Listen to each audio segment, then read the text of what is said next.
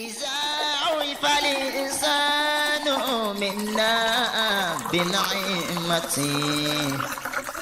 من العلم والآداب خير الحصائل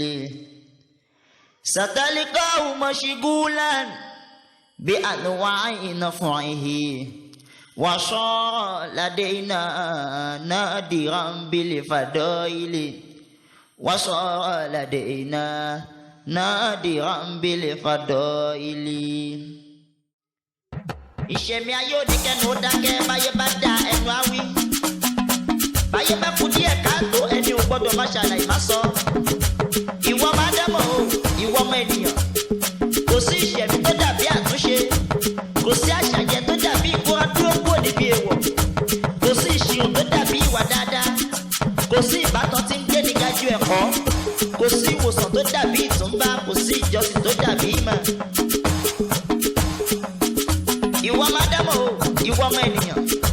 kò sí dáadáa kan tó dàbí ìpayà Ọlọ́run kò sí làákàyè tó dàbí sùúrù kò sí ìjọsìn tó dàbí kéèyàn ṣe kò gá ire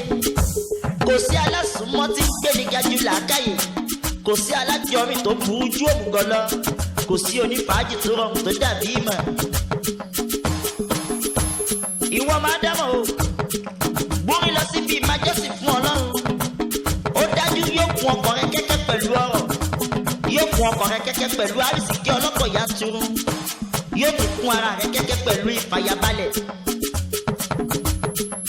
má ṣe gbóhùn kúrò níbi ìrántí rẹ̀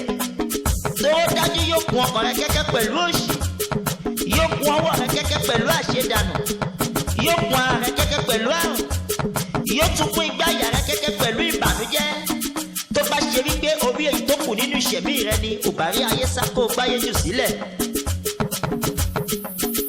ìwọ máa dámọ̀ o Ọlọ́run fún ẹ lágbára lórí ìmátẹ̀lé rẹ ni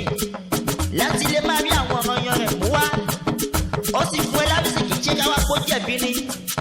ó sì ń fi agbára àrísìkí rẹ̀ ṣe Ọlọ́run ó ń ṣèdèrà rẹ̀ léyìn lórí pẹ̀lú agbára dídé ìnàró pẹ̀lú agbára lílọ bíbọ̀ àtẹ́lẹwọ́ rẹ̀ lẹ́sùn sí tẹ̀ ń jí sí nínú ọlá rẹ̀ lẹ́ tí ń ṣẹ̀mí nínú ìdẹ̀ra rẹ̀ ní lílọ bíbọ̀ yín nínú àlàáfíà tó ṣe lẹ́tí rẹwà ẹ̀yin sì wá gbàgbé ẹjọ́ ní gbàgbé sí i nígbà tí ń bù yín ẹ sì wá rántí ohun tó yàtọ̀ sí ẹ ò sì rí ọpẹ́ mú wá fún un tó bá da bẹ́ẹ̀ kó máa rókè lọ́kàn. arówó kọlà akéwì àdínì àdé adábí ọmọ kéwù àlìmísírí ọmọ wọn lábí bòńkẹ nípẹ̀rú àkẹsàn rẹ mọ efirin ni mi bá lẹ̀ gbogbo aṣọ ọ̀kẹ́ ni mi ọlọ́jà bàjẹ́bàjẹ́.